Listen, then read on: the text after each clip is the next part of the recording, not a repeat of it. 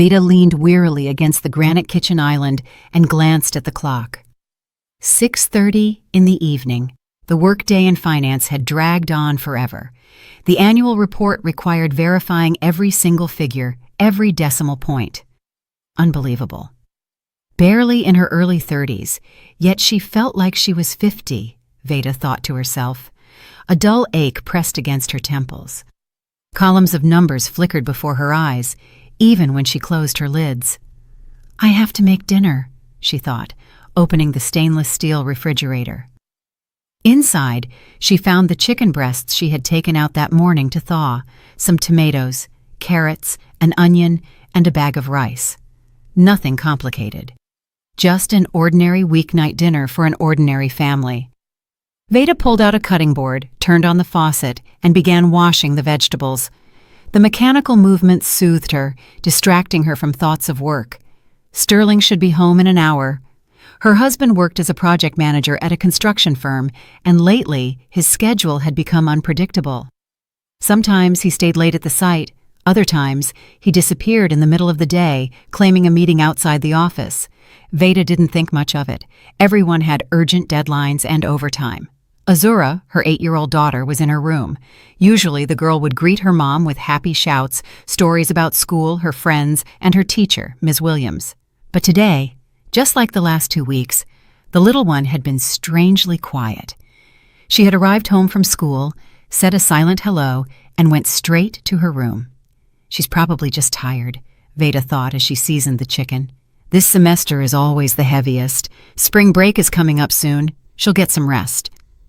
She put the skillet on the burner, poured in some oil, and heard soft footsteps behind her. She turned around.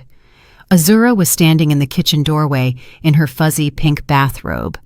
Barefoot, her braided hair a bit messy, face pale, with bluish shadows under her eyes. "Azura, baby, are you hungry?" Veda asked gently. "Come here. Help Mama set the table." The girl approached slowly and tugged at the hem of her mother's blouse. The movement was timid, unsure. "Mama." The voice was low, almost a whisper. "What's wrong, sweetie?" Veda turned off the burner and sat on a chair facing her daughter. Azura hesitated, twisting the edge of her robe. Then she lifted her eyes. In them, Veda read a plea mixed with fear. "Mama, can I stop taking the pills the lady gave me?" Veda froze. Dozens of thoughts raced instantly through her head. What lady? What pills? When? Why didn't she know anything about this? "What lady, Azura?" she asked, trying to keep her voice calm so as not to scare the child. "And what pills?" "Well, Daddy's friend, the lady colleague. She comes when you're at work. She says they're vitamins to help me study better, but after I take them I get so sleepy. Then I wake up and it's already dark and my head hurts." Veda's heart began to beat faster. She felt the skin on her face go cold, the muscles in her neck tense up, but she couldn't show her fear to her daughter. She couldn't scare her. "Paulina, I mean, Azura," Veda said slowly, holding her daughter by the shoulders. "Bring me those pills, please. Show me the bottle." "It's in my room, in the desk drawer. The lady said it's a secret, that if I'm a good girl and take the vitamins, Daddy will give me money." "Go get it," Veda asked, trying to force a smile. Azura nodded and ran off. Veda stood up from the chair and leaned against the wall. Panic invaded her. Her thoughts were jumbled. What colleague? Sterling's company was mostly men. Who was this woman giving her child some kind of pills? And why did Azura fall asleep after taking them? The girl returned a minute later with a small plastic bottle in her hand. Veda took it and looked at the label. No identifying brand, just a white paper sticker with handwritten text. Vitamins. Inside were round white tablets. "Thank you, honey," Veda said, hiding the bottle in her pocket. "Go lie down for a bit in your room, watch some cartoons, and wash your hands. We'll eat soon. And don't take anything else, okay? Mama will handle these vitamins." Azura obediently went to her room. Veda pulled out her phone and quickly texted her friend, Dr. Zinnia, who worked at the urgent care clinic down the street. "Zinnia, I need urgent help. Can you check some pills?" Someone gave them to my daughter, said they were vitamins. I want to verify. I'll be there tomorrow morning. The reply came almost instantly. Come by at 8 before rounds start. We'll check them. Veda put the phone away and returned to the stove. The panic didn't leave her, but she had to make dinner. She had to behave as usual to not arouse suspicion. Suspicion from whom? From Sterling. She couldn't believe her husband knew about some pills for their daughter. Sterling loved Azura.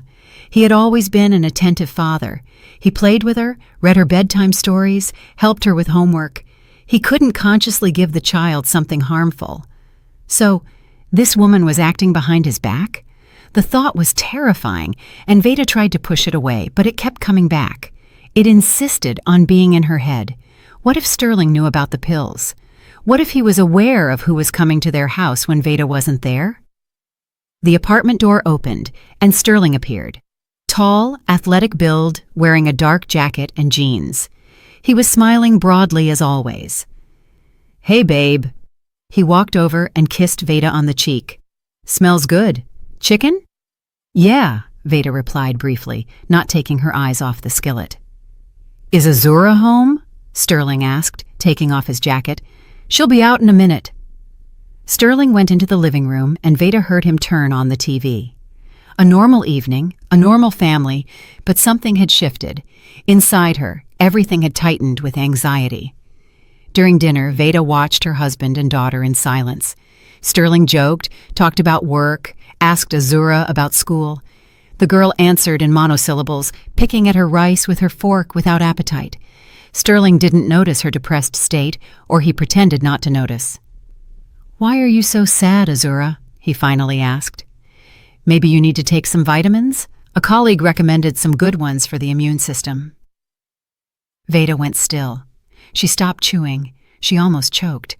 Azura raised her eyes to her father, then looked at her mother. "No, Daddy, I don't want those vitamins anymore. Mama is going to buy me different ones," the girl said quietly. "Suit yourself." Sterling shrugged and continued eating. After dinner, Veda tucked her daughter in, sat by her side for a long time, and stroked her hair until Azura fell asleep. The girl slept restlessly, tossing and turning, murmuring something in her dreams. Veda left the child's room and closed the door behind her. Sterling was sitting in the living room, absorbed in his phone. Veda walked past him without a word and went to bed. But she didn't sleep. She lay with her eyes closed, listening as her husband brushed his teeth in the bathroom, as he lay down beside her, as his breathing became regular and deep within a few minutes. And she thought about the pills, about the unknown woman, about how tomorrow she would learn the truth. In the morning, Veda got up at 6, as always. She got Azura ready for school and walked her to the bus stop. The girl looked more animated than yesterday. She was even smiling. "Mama, are you really going to buy me different vitamins?" she asked before getting on the bus. "Of course, baby. Don't worry. Have a good day at school." Veda watched the bus leave and walked quickly toward the subway. The clinic was 3 stops away. Zinnia was already waiting for her at the entrance, wearing her white coat, her face concerned. "Show me what you have," she said instead of a greeting. Veda took out the bottle. Zinnia opened the lid, poured a pill into her palm, examined it closely, and smelled it. "These aren't vitamins," she said slowly. "Veda, I need to take this for analysis. I have a chemist friend in the next building. He'll check it right now." "What is it?" Veda whispered. "I don't know exactly, but I have a very bad feeling. Wait for me here." Zinnia left, taking the bottle. Veda remained standing in the clinic lobby, feeling her legs turn to jelly. People swarmed around her. Patients, doctors, nurses. Life went on, but inside her, everything was crumbling. 20 minutes later, Zinnia returned. Her face was pale. Veda grabbed her friend's arm. "It's a sedative, a strong psychotropic. It's prescribed to adults with severe sleep disorders. It is absolutely forbidden to give to a child. It can cause dependency, brain damage, developmental delays. Do you understand what this means?" Veda nodded, unable to speak. "Where did you get this? Who gave these pills to Azura?" Zinnia asked. I don't know. A woman. Azura said she's Daddy's colleague. She came when I wasn't home and gave my daughter these vitamins. Azura would fall asleep after taking them. Zinnia fell silent. Then she said firmly, Veda, you must find out who this woman is, and you must go to the police. It is a crime to give psychotropic substances to a child without a prescription. Your daughter could have suffered serious harm. I know, Veda replied. I'll do everything. Thank you, Zinnia. She left the clinic, took out her phone, and called work. She said she would be a couple of hours late. Then she called an Uber and went home. She needed to check something. The apartment was empty. Sterling had gone to work at 7. Veda went into Azura's room and opened the desk drawer where her daughter kept her school supplies. There, under the notebooks, were several bills. Veda counted them. $700. Where did an 8-year-old get that much money? School lunches were paid in advance. Veda and Sterling rarely gave pocket money. Maybe $5 or $10 for ice cream. $700 was way too much. Veda remembered her daughter's words. Daddy will give me money. So Sterling knew. He was aware of this nightmare and was paying Azura for her silence. No, it was impossible. She couldn't believe it. Veda took out her phone and started searching online for local spy shops. She needed proof. She needed to see everything with her own eyes. 3 days passed. 3 days during which Veda lived in 2 realities. Externally, everything was as usual. Work, home, dinner, conversations with her husband and daughter. But inside, fear, anger, and mistrust had taken root. They devoured her from within. On Monday morning, after that visit to Zinnia, Veda had stopped by an electronics store. The clerk, a young guy with a polite, rehearsed smile, showed her several models of hidden cameras. She chose the most discreet one, a miniature camera camouflaged as a phone charger. It could be plugged into an outlet in the living room, and no one would suspect a thing. Does the recording go to a memory card or the cloud? Veda asked. Both options, the clerk explained. You can watch the video in real time through an app on your phone or download the file. Excellent quality. Audio records clean too. Veda paid and went home. Sterling was at work. She installed the camera in the living room, aiming the lens so that the front door, the hallway, and part of the room were in the frame. She checked it through the app. Everything worked. The image was sharp, the sound recorded without interference. Now, all that was left was to wait. That same evening, Veda spoke to Azura. The girl was sitting at the table doing her math homework. Veda sat next to her and hugged the child around the shoulders. Azura, baby, I need to ask you something. What, Mama? The girl looked up from her notebook. Do you remember the lady who gave you the vitamins? What's her name? Azura thought, furrowing her brow. I don't remember. She didn't say. Daddy said she's his colleague, that they work on a project together. She comes often, 2 or 3 times a week, usually after lunch when I get home from school. Daddy opens the door for her. They say hi. Then the lady gives me a vitamin and says I need to sleep a little so I don't bother them while they work. I take the pill, lie on the couch, and fall asleep. And when I wake up, she's gone. And what does Daddy do when you sleep? I don't know, Mama. I'm sleeping. I guess he works with the lady. They sit at the computer, discuss something. Daddy said it's an important project. Veda nodded, trying to stay calm. Okay, sweetie, just don't take those vitamins anymore, okay? I bought you better ones. They're in the fridge. They look like gummy bears. Okay, Mama, I like gummy bears, Azura replied obediently and went back to her homework. Veda left the room and leaned against the hallway wall. 2 or 3 times a week. So this happened regularly. So it wasn't an accident. Who is this woman? Colleague. Oh.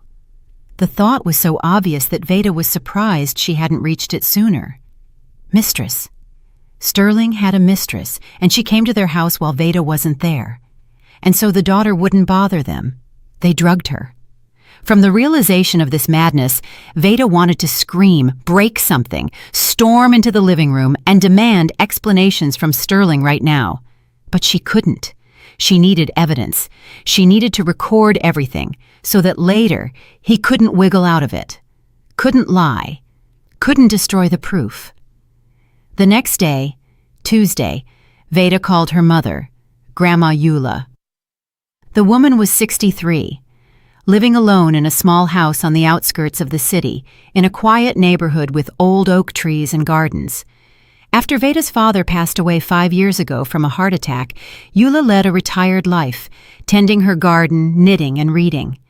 "Mama, I need your help," Veda said when her mother answered. "What happened, baby?" Concern filled Eula's voice. "I'll explain later. Can you pick Azura up from school this week, every day? Let her stay with you until the evening. I'll pick her up after work."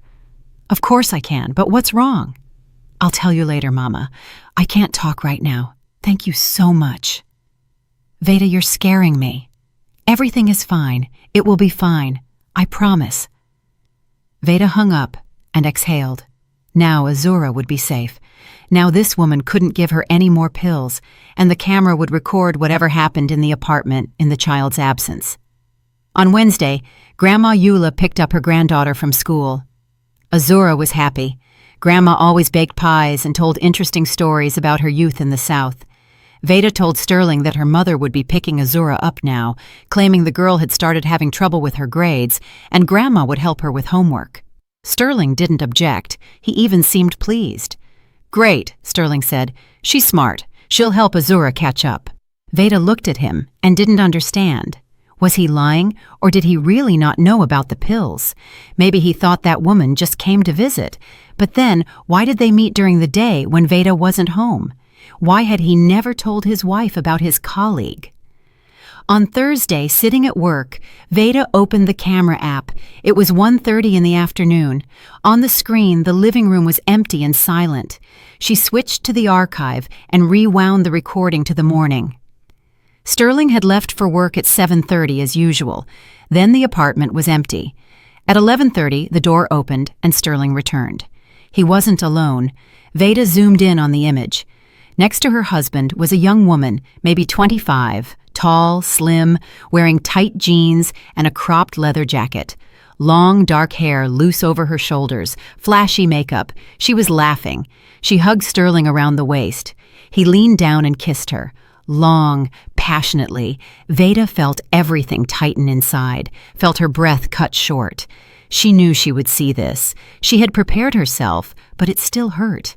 It hurt morally and physically, as if someone had stabbed a knife under her ribs and slowly twisted the blade. They moved to the living room and sat on the couch. Sterling took out a bottle of wine and 2 glasses. They drank, talked, laughed. Veda turned on the sound. "Azura went with her grandma, so we have the whole lunch break," Sterling was saying.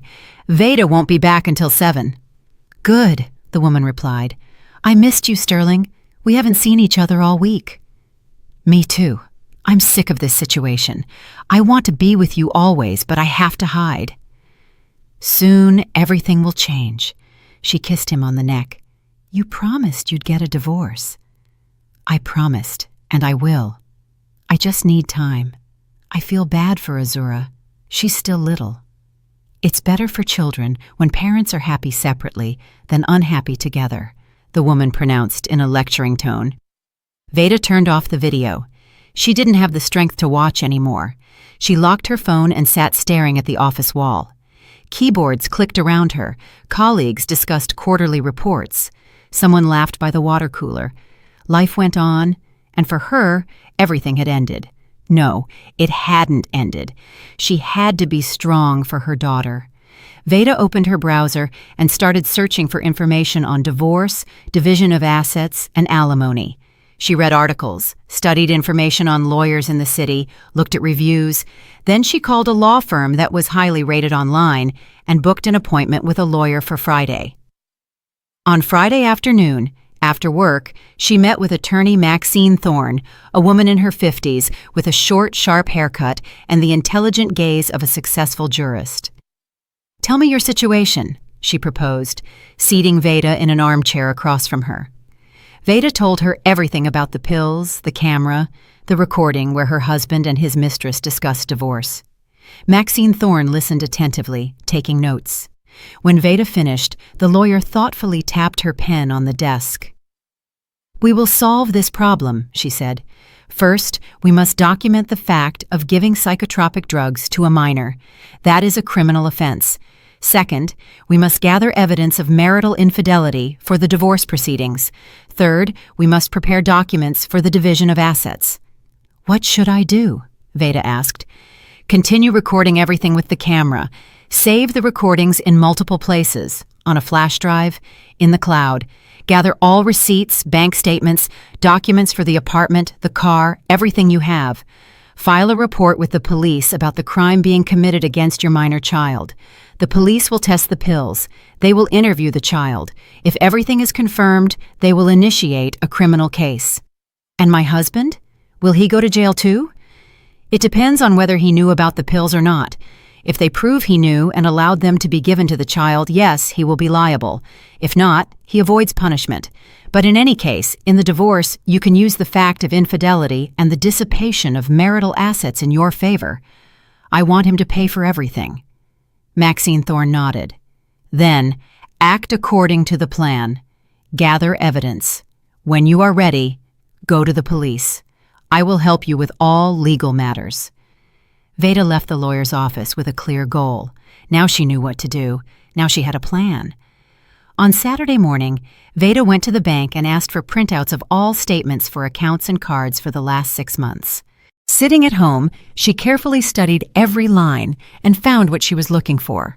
Regular transfers to the account of a certain Portia Vance. $500, $700, $1,000 every week. Receipts from restaurants where Veda and Sterling had never been. Purchases at jewelry stores. A bracelet for $3,000, earrings for $1,500. A trip to a hotel in a neighboring city for a weekend when Sterling was supposedly at a corporate training. Veda kept everything in a separate folder. Statements, receipts, screenshots of transfers. There was enough proof. On Sunday, she checked the camera recordings again. During the week, Portia had come over 3 times. Each time the same thing. Wine, pizza delivery, conversations, kisses. In one of the recordings, Veda heard Sterling call this woman my girl, promising her a trip to the beach, saying his wife didn't understand him or love him. Lies. All lies. Veda loved him, trusted him. But the most terrible thing was discovered in the recording from the day before Azura started going to Grandma's. Veda clicked the file and froze. On the screen, Sterling opens the door, lets Portia in. A few minutes later, Azura arrives from school. The girl greets her father and the strange lady. Azura, come here. Portia kneels in front of the girl, smiling. I brought you a vitamin. You're going to be healthy and smart. She pulls the small bottle from her purse, pours a pill into her palm. Azura takes it obediently, drinks it with water. Good girl, Portia praises. Now go lie on the couch, rest a little bit. Azura goes to her room. 10 minutes later, she returns drowsy, lies on the living room couch, and closes her eyes. She falls asleep almost instantly. Sterling and Portia look at the sleeping child. Then they look at each other and start kissing. Veda turned off the recording. She had asked Azura not to take pills from the woman, but the girl apparently forgot that first day, after their conversation. But at least Veda saw everything with her own eyes. She saw how this woman deliberately drugged her daughter. She saw how Sterling stood by and did nothing. Maybe he really didn't know it was a sedative. Maybe Portia lied to him saying they were harmless vitamins. Or maybe he knew and agreed just so his daughter wouldn't bother him while he had fun with his mistress. On Monday morning, Veda went to the precinct. She took the bottle of pills, the flash drive with the camera recordings, and all the documents. The desk officer directed her to a detective, a middle-aged man with graying hair and the stern look of an experienced investigator. I'm listening, he said, pointing to a chair. Veda told him everything about the pills, her husband's mistress, and how they were drugging Azura. The detective studied the documents carefully, watched clips of the video. All right, he said. We'll take the report.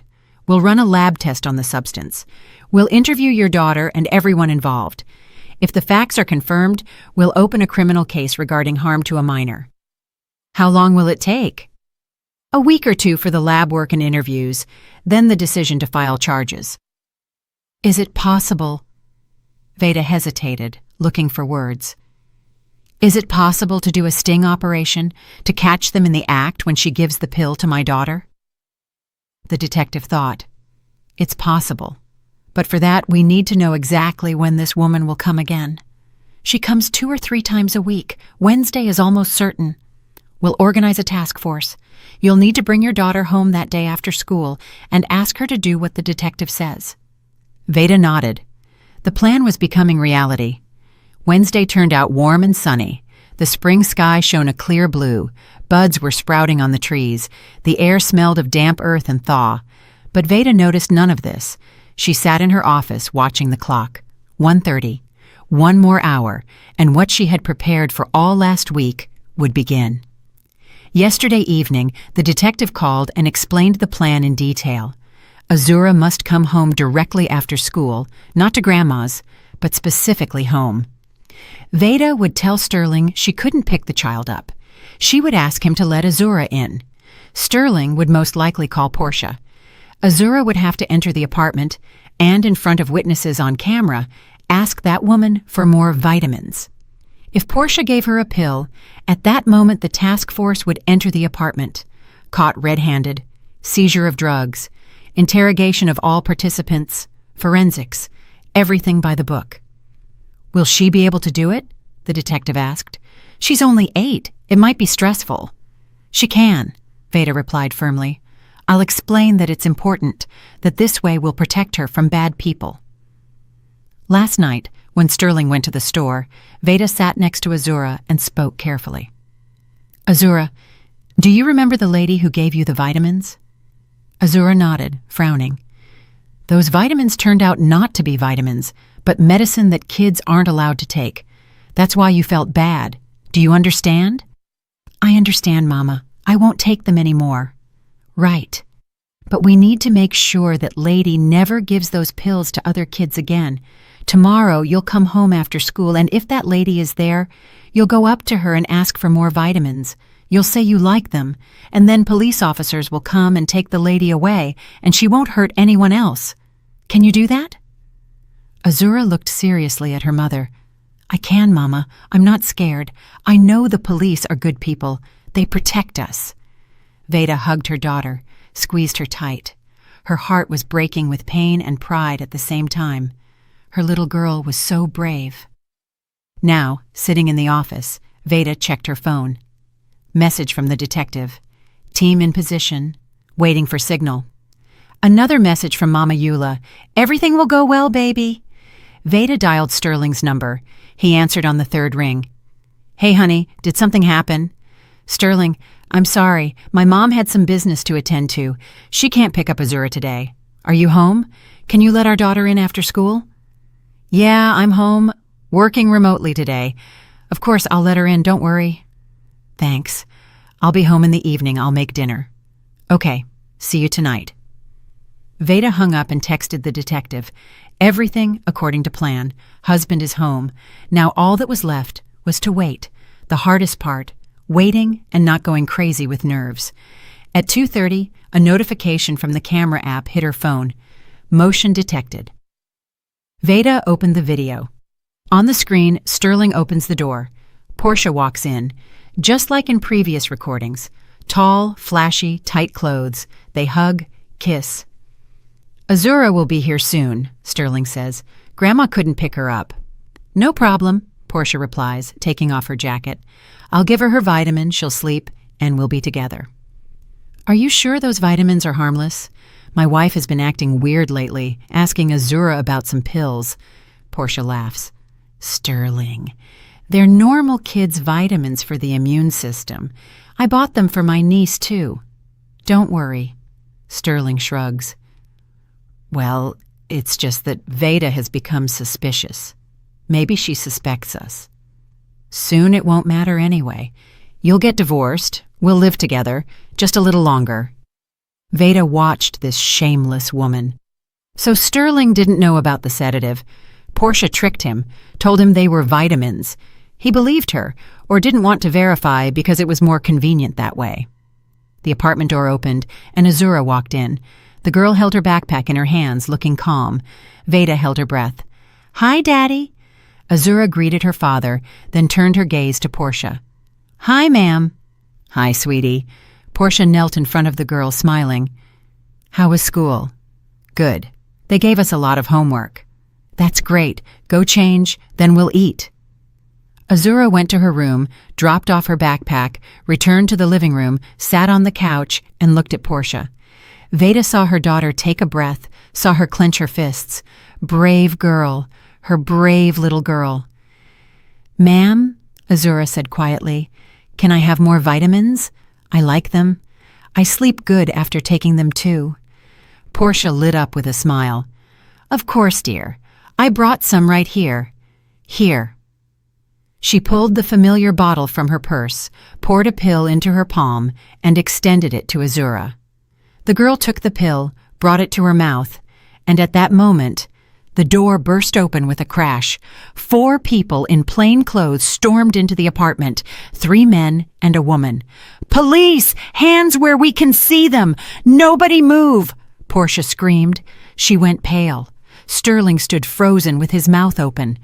Azura dropped the pill on the floor.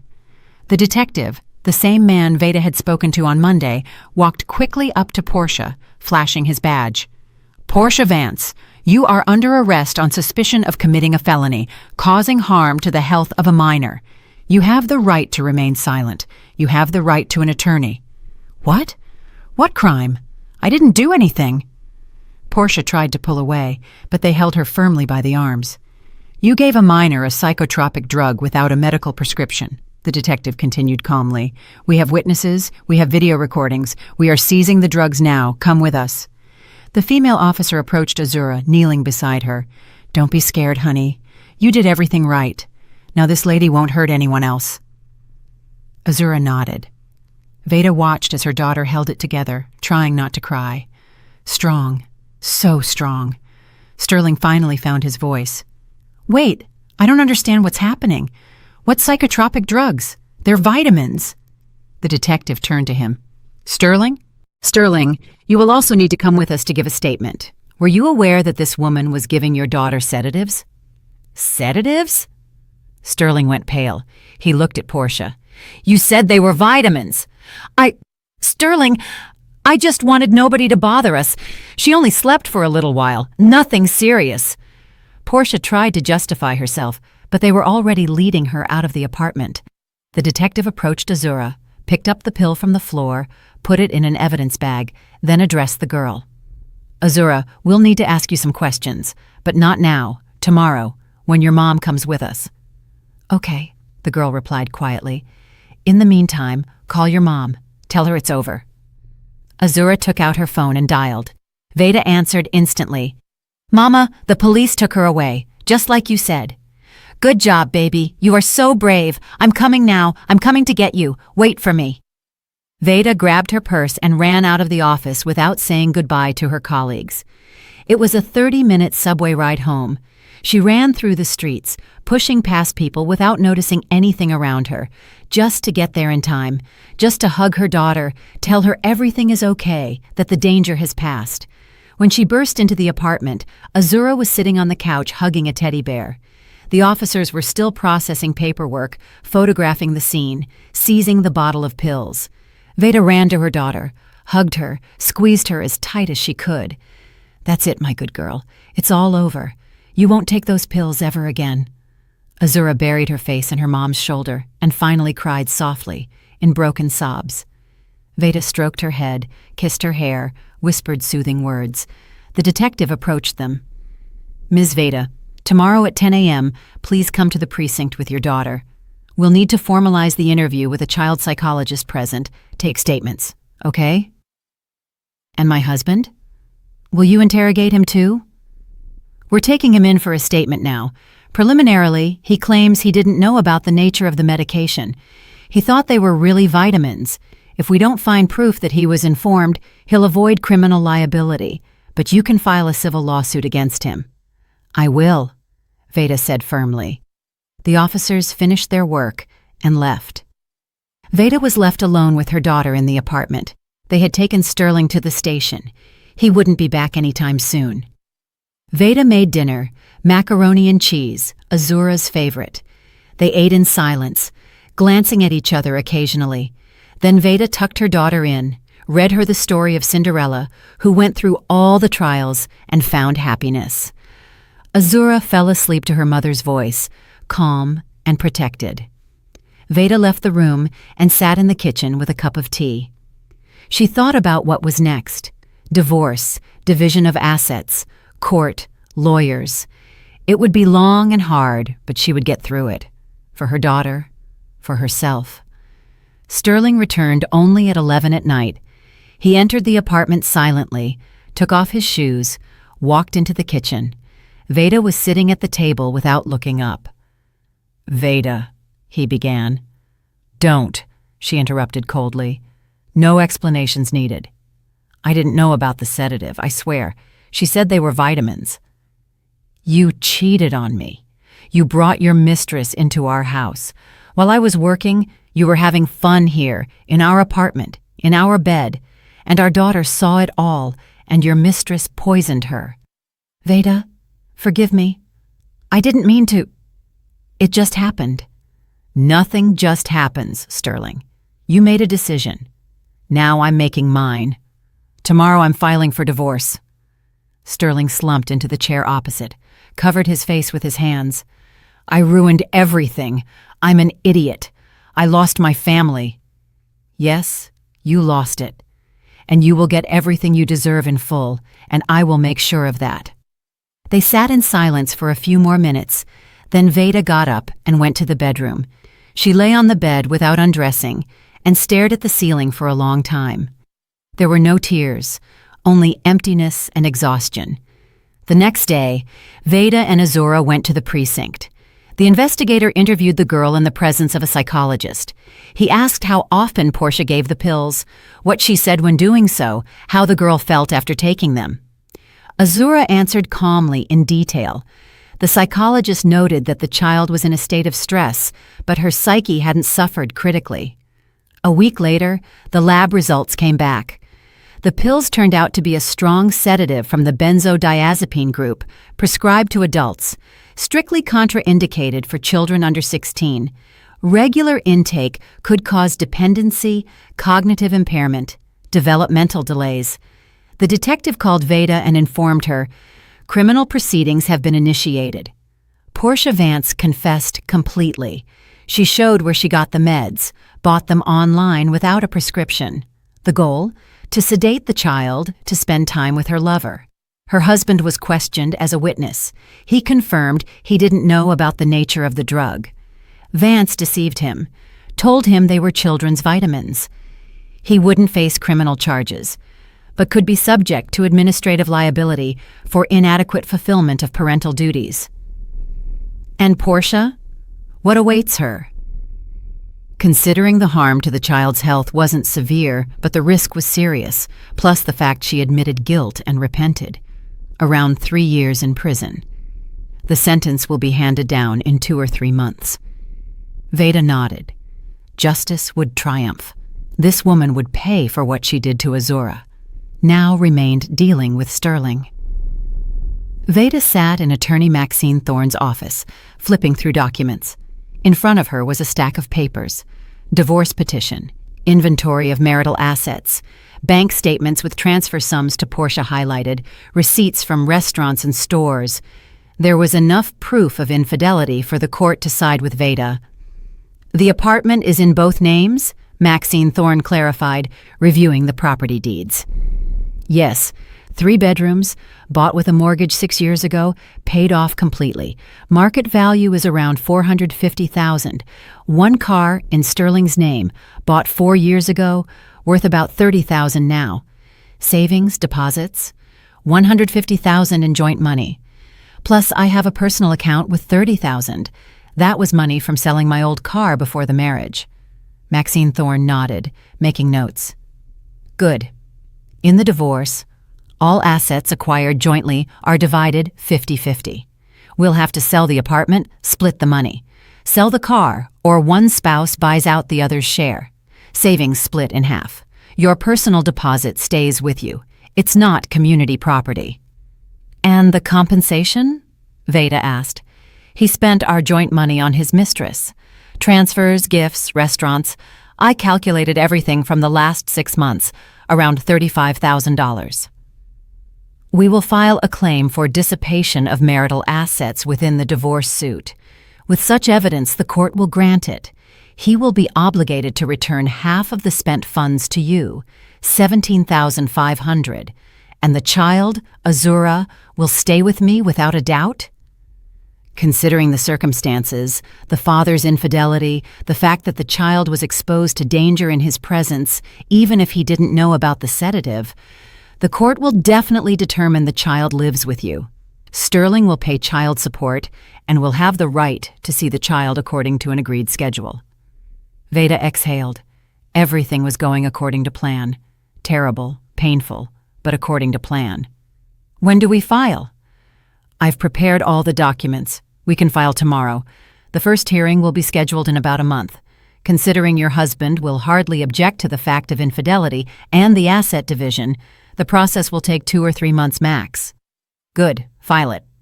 The next day, the divorce petition was filed in the district court. Sterling was served the summons a week later. He came home gloomy, holding an envelope. He walked silently into the kitchen where Veda was making dinner. "So you decided anyway," he said quietly, dropping the documents on the table. "Yes, I decided." "I thought you were joking, Veda. Maybe we can still fix everything. I cut all ties with Portia. I'll be a model husband." Veda turned to him, and in her eyes, he saw so much coldness and contempt that he fell silent. "You deceived me. You brought your mistress into our house. Our daughter saw a strange woman acting like she owned our apartment. Azura was being poisoned with sedatives while you had fun. You spent our money we were saving for vacations, for our daughter's college fund, on your mistress. And you think everything can be fixed? I didn't know about the sedative. How many times do I have to repeat it? You didn't want to know, because it was convenient for you. Convenient that the kid slept and didn't bother you. You didn't even ask what those pills were, where they were from. You didn't care." Sterling lowered his head. "I really thought they were vitamins. Portia said they were for the immune system." "So you trusted a strange woman unconditionally, without even verifying what the pills were. That says a lot." They stood in silence. Then Sterling took the envelope and went to the bedroom. Veda went back to the stove, but the stress was taking its toll. She couldn't force herself to keep cooking. In late May, the first court hearing took place. Veda came with her lawyer, Sterling with his, a young man with glasses who didn't look very confident. The judge, a stern woman in her mid-50s, studied the case materials closely. "Mr. Sterling, do you admit to the fact of marital infidelity?" she asked. Sterling stood up. "I admit it, Your Honor." "Do you agree with the division of assets in equal parts?" "I agree." "Do you object to the claim for compensation for funds spent on third parties?" Sterling looked at his lawyer. He shrugged. "I do not object."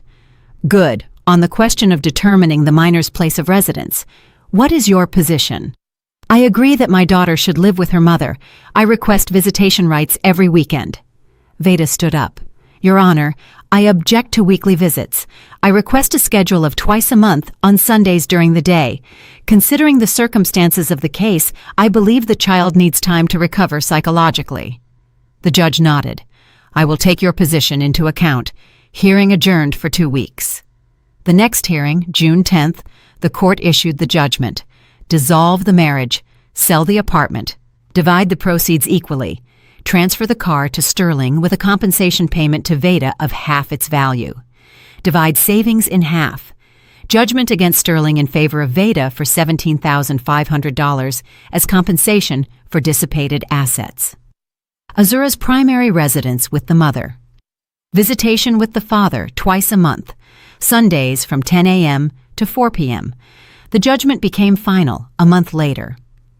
During this time, Veda found a buyer for the apartment, a young family with 2 kids. They agreed on $440,000. Each of them walked away with $220,000. In mid-July, Veda and Azura moved in with Grandma Eula.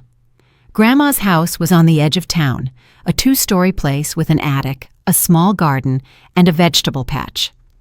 Azura was given a room on the 2nd floor, with windows facing the apple trees. The girl was happy with the move. It was quiet here. It smelled of herbs and fresh bread that Grandma baked. "Baby, y'all can live here as long as you want," Eula said, pouring tea. "There's plenty of room, and I'm happy to have you." "Thanks, Mama. But it's temporary. I'll find my own place. We need our space." Veda started looking for housing. She considered 2-bedroom condos in different neighborhoods. She wanted to find something close to Azura's school so the commute would be easy.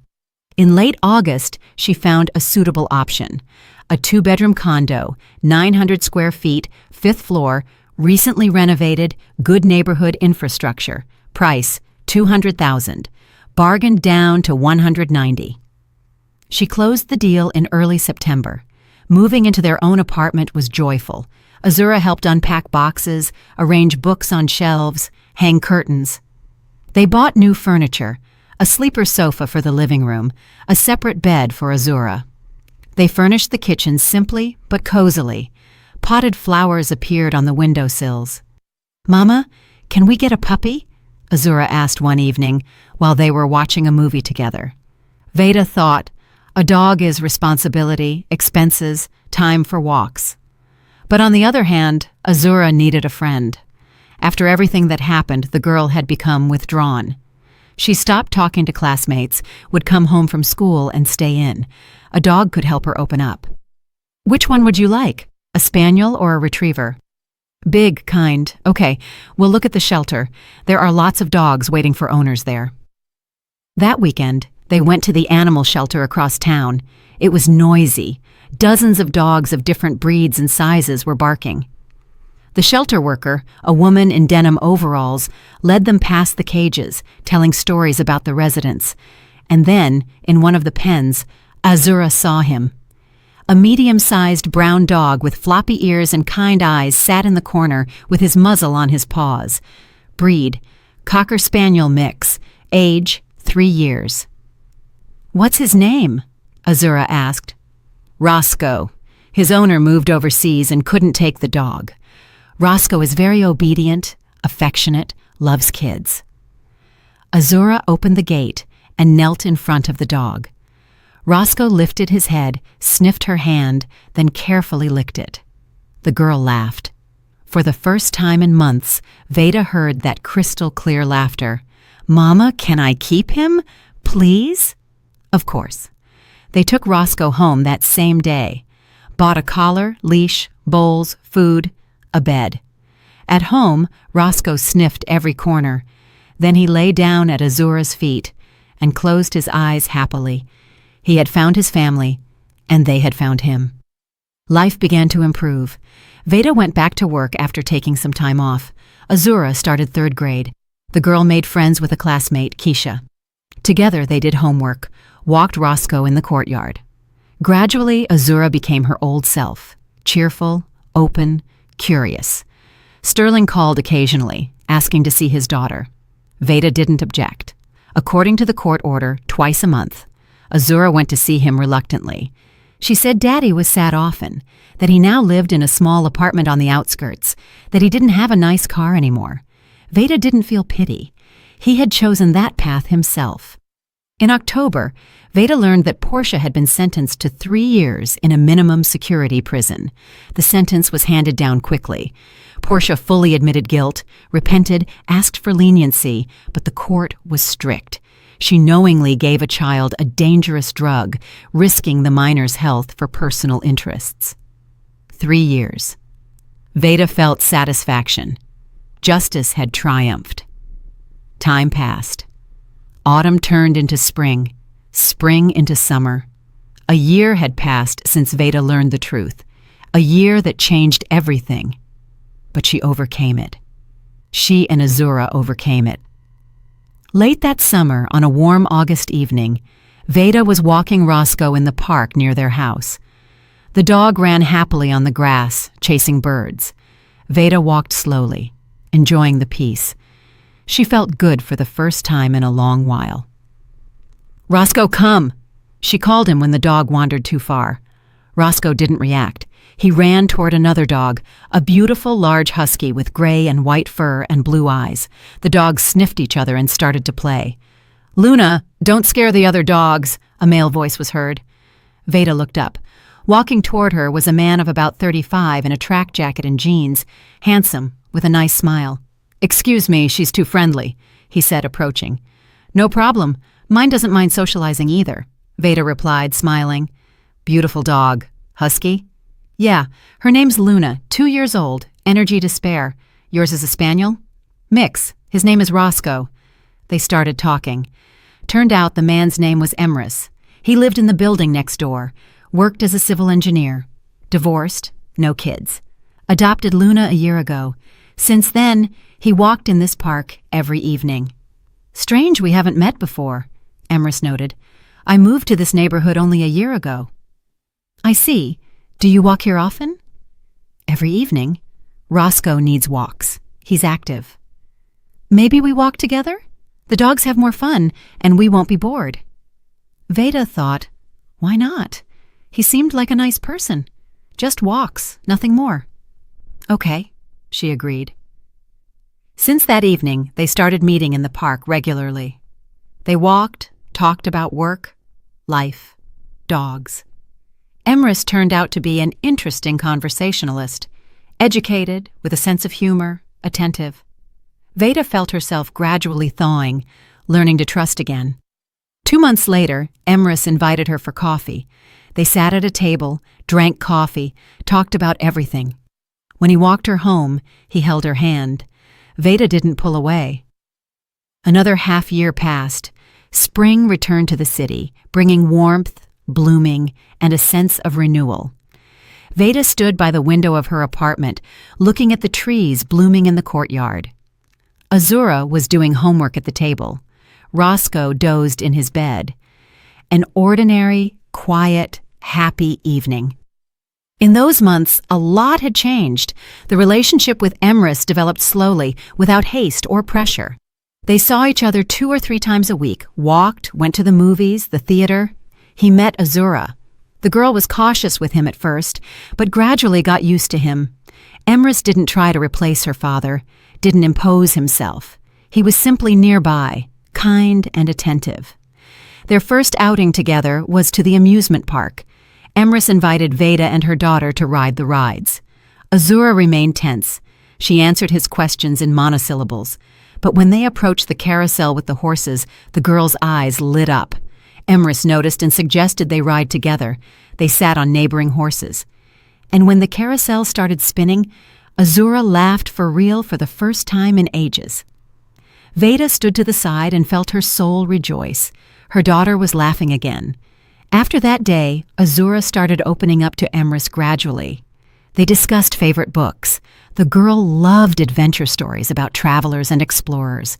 Emrys told her about his engineering work, showed her blueprints, explained how bridges and buildings are built. Azura listened with interest, asked questions. Common topics of conversation appeared between them. "Mama, I finished math," Azura announced, closing her notebook. "Can I go walk Roscoe?" "Of course, go ahead. Just not too long. It'll start getting dark in an hour." Azura put on her jacket, clipped the leash to Roscoe's collar, and ran out of the apartment. The dog wagged his tail happily, anticipating the walk. Veda watched her go and smiled. Her daughter was happy. That was the most important thing. The phone rang. Emrys. "Hey, how are you?" "Good. Azura is out walking. I'm home." "Listen, I wanted to talk to you. Talk seriously. Can I come over now?" There was a special note in his voice. Veda felt nervous. "Of course. Come over." Emrys appeared 20 minutes later. He said hello, walked into the kitchen, sat at the table. Veda poured tea, sat opposite. He looked at her seriously, thoughtfully. "Veda, we've been seeing each other for 8 months, he began, "and I understood that I want to be with you, not just date, but live together, build a family." Veda's heart began to beat faster. She expected this conversation, but was still nervous. Emrys, wait, let me finish. I have a 3-story house in the suburbs, in a good neighborhood. I bought it 2 years ago after the divorce. There's lots of space, a yard, a garage. Move in with me, you and Azura. Let's live together. I want you to be my wife." Veda fell silent. The proposal was unexpected, although she understood it would lead to this sooner or later. "And Azura? Are you ready to accept her as your own?" "Ready. I've become very attached to her. She's a smart, kind girl, and I'll do everything to make her happy. I need to think and talk to Azura. It's an important decision." "Of course. Think. I'll wait." He left, and Veda sat in the kitchen, hugging the cup of cold tea. To get married, to trust a man again, to let someone into her life, into her daughter's life again. It was scary, but Emrys was different. He was honest, reliable, loving, and Azura got along well with him. She remembered how a few months ago Azura got a cold. Her fever spiked to 102. The girl lay pale, weak. Veda called the doctor, sat next to her daughter, applied compresses. Emrys found out and came running with medicine from the pharmacy, fruits, and a stuffed toy, a rabbit. He sat next to Azura, read her stories out loud until she fell asleep, and then helped Veda with cleaning, made dinner, didn't let her collapse from exhaustion. Those things aren't forgotten. Actions like that speak more about a person than any words. In the evening, when the girl returned from her walk, Veda called her to the kitchen. They sat together, and Veda asked carefully, "Azura, do you like Emrys?" The girl nodded. "Yeah, he's nice." "Would you like us to live together? Me, you, Emrys," Azura thought, furrowing her brow. "And where would we live?" "He has a big house with a yard. Would you like that?" "And Roscoe will go with us?" "Of course. Roscoe and Luna will be friends." Azura smiled. "Then it's okay. I agree, Mama. Emrys is kind. He doesn't yell, doesn't lie. I feel safe with him." Veda hugged her daughter, squeezed her tight. The decision was made. The next day she called Emrys. "I accept. And Azura does too. We'll move in with you." "Really?" There was so much joy in his voice that Veda smiled. "Really, but not immediately. It takes time to organize everything." "Of course, take all the time you need." The move happened in early June. Emrys's house turned out even better than Veda imagined. Spacious, bright, with large windows and high ceilings. On the first floor, living room, kitchen, study. On the second, 3 bedrooms and 2 bathrooms. On the third, an attic that could be repurposed for anything. Azura was given the biggest room on the second floor with a view of the garden. The girl was delighted. She ran around the house, exploring every corner, rejoicing in the space and novelty. Roscoe also adapted quickly, became friends with Luna. Now they ran around the yard together, chasing each other. Emrys built a spacious pen with a roof for the dogs, put out large bowls, hung toys. The animals were happy. In the garden, apple trees, cherries, and plums grew. Emrys showed Azura how to care for the trees, how to water the vegetable beds. The girl enthusiastically set about helping. Every morning she ran to the garden, checked how the tomatoes and cucumbers were growing, watered the flowers. A new hobby appeared, and Veda was happy watching her daughter bloom. In July, Veda and Emrys got married modestly at the courthouse in the presence of Azura and Grandma Eula. No lavish celebrations, just a signature on a license and the certainty that they were now family. After the ceremony, they went to a restaurant, celebrated the event with a family lunch. Azura gave Emrys a drawing. In it was depicted their new family: Veda, Emrys, Azura, 2 dogs, and the house surrounded by flowers. Emrys looked at the drawing for a long time, then hugged the girl and said, "Thank you. It's the best gift of my life." Life became peaceful and happy. Emrys turned out to be a wonderful husband, attentive, caring, reliable. He helped Azura with homework, drove her to and picked her up from school, played board games with her, read at night. The girl blossomed, became confident, cheerful. Her grades improved. New friends appeared. The teacher noted at the parent-teacher conference that Azura had become more active, stopped withdrawing into herself, participated with pleasure in school activities. In the fall, Veda discovered she was pregnant. The news was unexpected but joyful. Emrys, upon finding out, hugged her for a long time, repeating, "We're going to have a baby, our baby." Azura received the news with calm and interest. "So, will I have a little brother or sister?" "Yes, sweetie." "Good. I'll help you with the baby. Mama, I'll teach him to read and draw." The pregnancy went easily. Veda continued working until maternity leave. She felt great.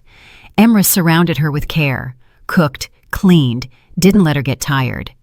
Azura also tried to help, set the table, washed dishes when it was hard for Mom, waited impatiently for the appearance of the brother or sister, prepared the room, chose toys. In April, exactly 2 years after their meeting in the park, a boy was born. They named him Jovian, a strong, healthy baby with gray eyes and light hair. Azura became his big sister from day one, affectionate, and Mom's main helper. She helped bathe him, rocked him when he cried, sang lullabies. She learned nursery rhymes, told stories to her brother, showed him colorful pictures. Jovian reacted to her voice, smiled, reached out his little hands to her. Life was full of meaning and joy. Veda felt truly happy. She went through betrayal, pain, humiliation, and came out of that trial stronger. She found the strength in herself to break a toxic relationship, protect her daughter, start over, and now she had a real family built on love, trust, and respect. Sterling never fixed his life. He continued living alone in a small, one-bedroom apartment on the outskirts. Worked in the same position, met with Azura according to the schedule. The girl said Daddy was sad often, that he regretted what happened. Once he asked Azura to tell Veda that he was sorry for his actions, that he understood what a mistake he had made. Veda listened and simply nodded. She didn't feel gloating. She simply understood that everyone gets what they deserve. Sterling made a decision, and now he lives with the consequences. Portia was still serving her sentence in prison. By law, she had a year left. Veda sometimes remembered that woman, young, beautiful, selfish. She destroyed someone else's family, harmed a child, and now was paying for it.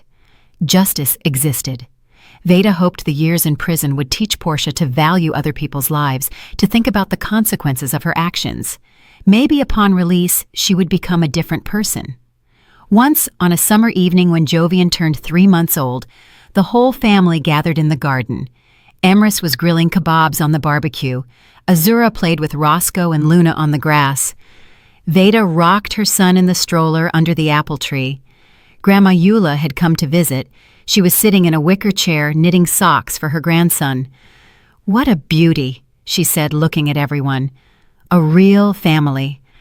I am so glad, baby, that you were able to go through everything and find your happiness." Veda approached her mother, hugged her around the shoulders. "Thank you, Mama, for everything. Without you, I wouldn't have made it. You supported me when it was hardest. You are strong, Veda. You did it yourself. I was just nearby." Azura ran up to Veda, hugged her around the waist, cheeks flushed from running, eyes shining. "Mama, we are happy." Veda looked at her daughter, at Emrys turning the meat on the grill, at little Jovian sleeping peacefully in the stroller, at her mother smiling at them with such warmth, at the 2 dogs running on the grass, at the sun setting on the horizon. "Yes, sweetie, we are happy." And it was true. Despite the pain of the past, despite the scars on the soul, they were happy because they learned to value what they have, because they went through trials and didn't break. Did you like the story, and which city are you listening from? Let's meet in the comments. If you liked the story, you can support me by sending a super thanks so I can keep bringing more stories like this. Thank you so much for your sweet support. I'm looking forward to your comments on the story. On the screen, you can see 2 new life stories that I highly recommend. There's so much more on my channel. Don't forget to subscribe. See you in the next life story with love and respect.